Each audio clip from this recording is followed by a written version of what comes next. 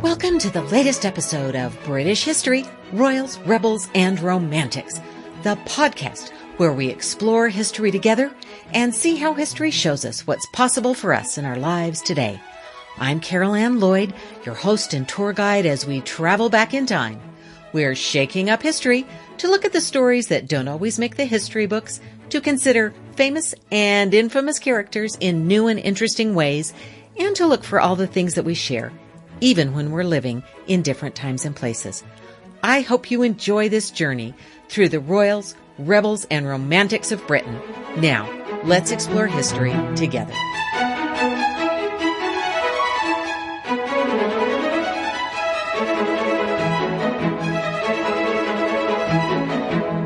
Hello, and welcome to British History, Royals, Rebels, and Romantics. I'm your host and tour guide to the past, Carol Ann Lloyd. Join me today as we travel back in time to the 16th century, where we'll be doing the Tudor Tango. It's time for Queens and Coronations. Many things make the Tudor dynasty a significant changing point in English history. There are so many queen consorts. After all, Henry VIII gave us 6 of them, making him the most married monarch in English history. But one thing we don't always pay as much attention to is there are more single regnant queens in Tudor times than in any other dynasty. Never before and never since have 2 back-to-back crowned monarchs been single women. The ceremonies and pageants that made up the coronations of Mary I and Elizabeth I give us great insight into these 2 half-sisters and their reigns. The first challenge these 2 women faced was that they were, well, women. Not since 1135 had a woman inherited the throne of England, and that ended in civil war and disaster. No one believed a woman could or should govern a country. As the first crowned queen, Mary's coronation followed essential traditions that had shaped the monarchy for hundreds of years, and had some unique elements because she was a woman. For example, part of the coronation ceremony was the creation of new Knights of the Bath. Traditionally, the man about to be crowned king would observe the ceremony of bathing. Of course, this wasn't possible for the queen. Mary sent a male representative, the Earl of Arundel, and the ceremony went on. This is just one indication of how completely everyone assumed the coronation would be of a king. The coronation ceremony itself was also specifically designed for a man, and possibly a queen consort, his wife. Mary's coronation had to be reimagined to crown a queen who held the power. Ultimately, Mary played both roles in her coronation and presented herself as a queen and a king, or as a queen with the power of a king. According to some contemporary reports, she wore her hair down as a consort would, but was anointed and crowned as a king. A crown was placed on Mary's head 3 times. As was customary, she was crowned with St. Edward's crown first, and then with the imperial crown of the realm. Then Mary was crowned with a smaller crown, made especially for her. She was invested with a traditional regalia, rings, bracelet, scepter, orb. The Bishop of Winchester fastened on the spurs and girt her with the sword, as he would have done with a king. According to some reports, at the end of the ceremony, Mary held 2 scepters, one of the king and one of the queen consort. Mary also made an effort to reduce anxiety about her gender by assuring everyone she would quickly marry. By taking on the traditional woman's role as wife and future mother, Mary was positioning herself as less threatening. After all, there would soon be a man in the picture to bring wisdom and order to Mary's reign. 5 years later, Elizabeth faced the same gender challenge. The unfortunate reality of another woman on the throne was no more welcome than it had been the first time. All the failures of Mary's role, from the loss of Calais to the bad harvest to the unpopular participation in her husband's war, were blamed in part on Mary's gender. In many ways, Elizabeth stepped in her sister's footsteps. She is said to have worn her sister's coronation robes. Bishop Oglethorpe administered customary oaths to Elizabeth that had been administered to Mary and to the kings before her, to keep the laws and customs of England, to keep peace to the church and the people, and to execute justice in mercy and truth. Unlike Mary, who chose to lie prostrate before the altar, as previous kings had done, Elizabeth chose to kneel during the anointing and consecration. Elizabeth was anointed with oil, as was traditional. As Mary had, Elizabeth received the symbols of power associated with the monarchy. The scepter and orb came last. At that point, she was crowned in a similar mode to Mary, first with St. Edward's crown, then with the imperial crown, and finally with a third, smaller crown. Some scholars think this might have been the crown that was made for her mother, Anne Boleyn. Like Mary, Elizabeth emerged from her coronation as both king and queen, but unlike Mary, she did not rush to assure her council and her country that she would quickly marry. At best, her comments about marriage were ambivalent, sometimes indicating a determination to marry, other times indicating a determination to remain single. Throughout her reign, Elizabeth simply positioned herself as chosen by God to be the monarch and therefore not subject to the natural limitations of her gender. Much later in her reign, she described how she embodied the notion of king and queen when she declared, "I have the body of but a weak and feeble woman, but I have the heart and stomach of a king and a king of England too." In other words, Elizabeth took the beginning of the notion that Mary started of being both king and queen and carried it to a much greater realization in her reign. Another challenge both Mary and Elizabeth faced was that of religion. Each followed a monarch who was zealous and dedicated to a religion she did not share. Each was crowned according to religious laws she did not believe. Each had to make choices about how to reconcile what she believed and what she was legally required to agree to. Mary's religion meant she almost didn't have a coronation. Her predecessor, half-brother Edward VI, was determined to have a Protestant heir. When he realized he was dying, he attempted to change the law to leave the throne to Lady Jane Grey so she could carry on his Protestant reform. But Mary responded quickly and decisively and gathered supporters. She took the throne from Jane Grey in less than 2 weeks, with people rallying behind her. Encouraged, she approached her coronation, believing she was fulfilling God's will. She would restore England to the true faith, Catholicism. Mary's coronation provided an opportunity to express her religious beliefs. The problem was, for 20 years, England had not been a Catholic country. By law, there was no relationship with Rome, and the monarch was supreme head of the Church of England. The Archbishop of Canterbury, the man who would traditionally conduct the ceremony, was a Protestant. Many of the council had supported the efforts to preserve Protestantism by putting Jane Grey on the throne. Mary took some matters into her own hands.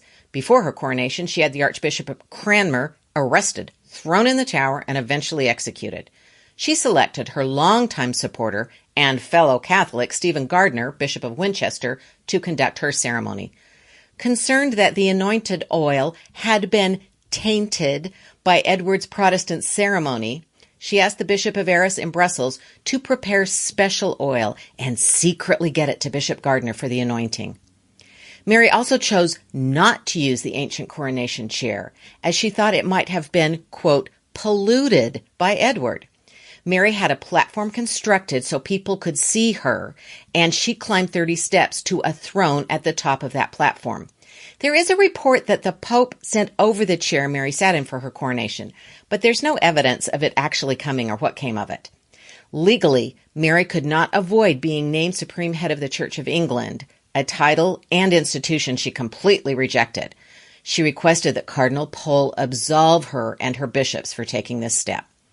Mary reached out to and took counsel from the Pope and Charles V, the Holy Roman Emperor, in designing her coronation and her reign. The steps she took in the coronation set her on a track that would see her do all she could to restore England's relationship with Catholic Europe. Just as Protestant Edward did not want to leave his throne to a Catholic, Mary did not wish to leave her throne to a Protestant. But ultimately she had no choice. Elizabeth would be next. When Elizabeth came to the throne, there weren't many Protestant church leaders around to crown her. The Archbishop of Canterbury, who was Catholic, had died. Many of the Protestant bishops had fled the country or been burned at the stake. The Catholic Archbishop of York refused to crown Elizabeth because he didn't consider her the rightful monarch. Elizabeth eventually persuaded Bishop Oglethorpe to conduct the ceremony. The ceremony did not make Elizabeth supreme head of the Church of England, as the Church of England did not legally exist at the time of her coronation. Elizabeth's ceremony was a combination of Catholic and Protestant practices. The elevation of the host is part of the ceremony. Some reports state that this Catholic rite was eliminated at Elizabeth's request.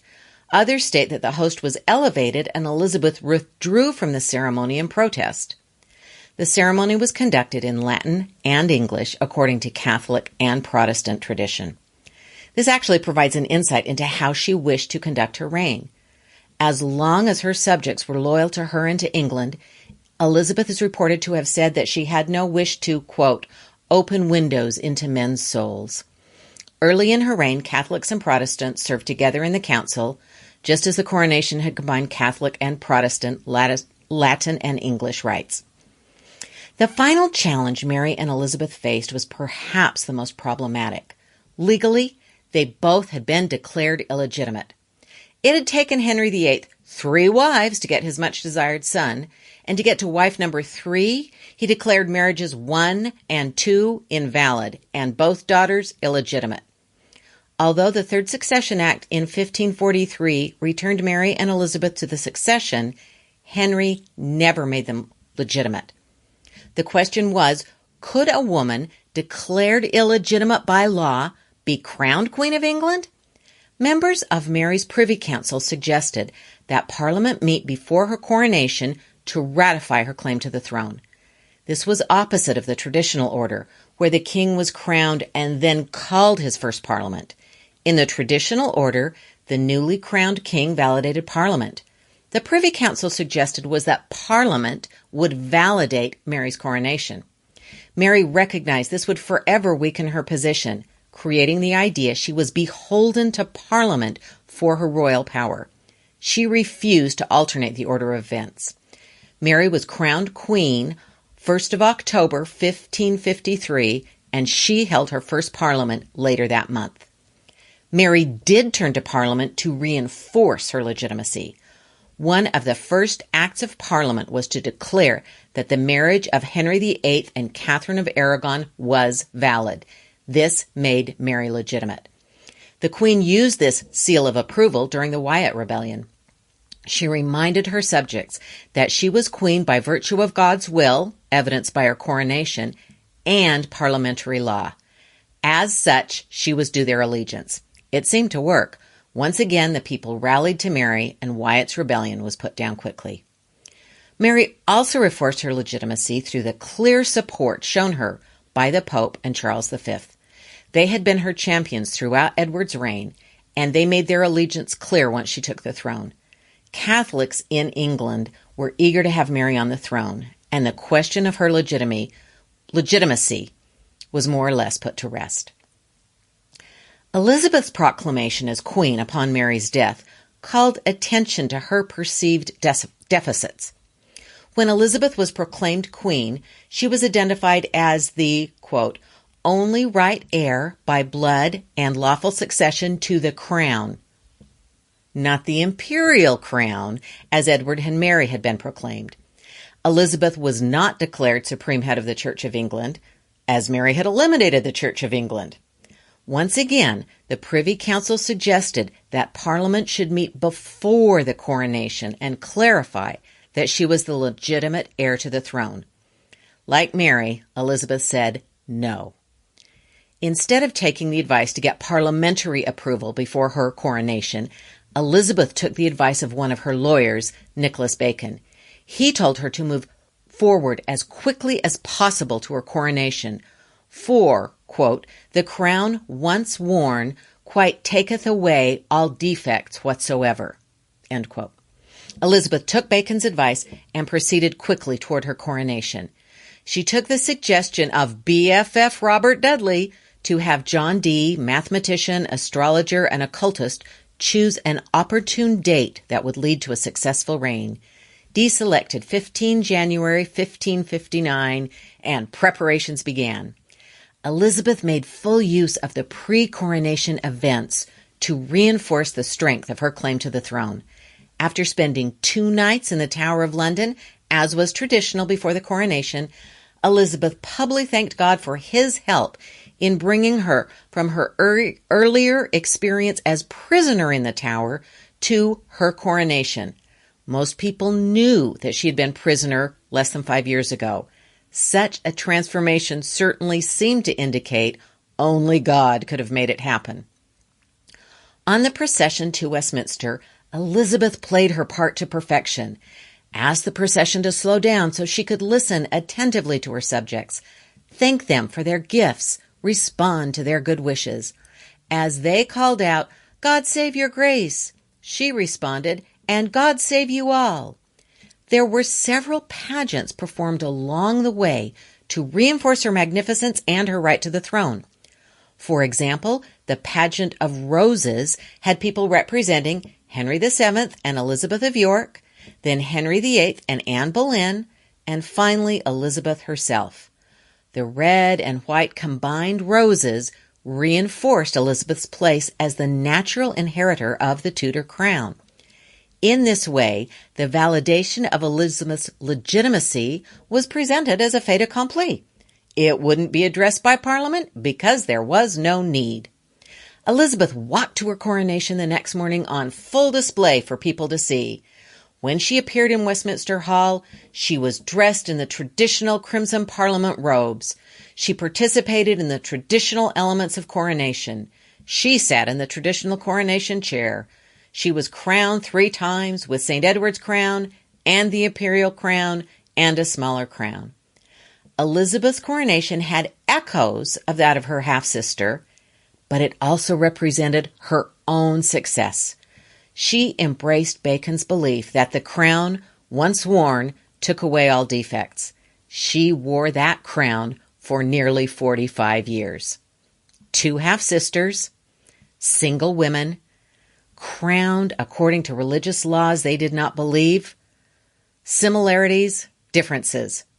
But most significantly, the first 2 crowned regnant queens. Tudor coronations.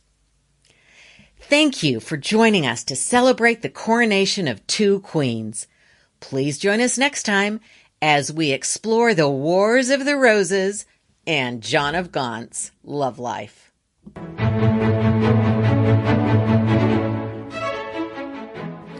Thank you for listening. If you enjoyed today's podcast, please share with a friend. Do send any questions or comments. I'd love to hear from you where we should explore next. And please subscribe and leave a review. I'd really appreciate it. I'm so glad we could explore history together. Till next time.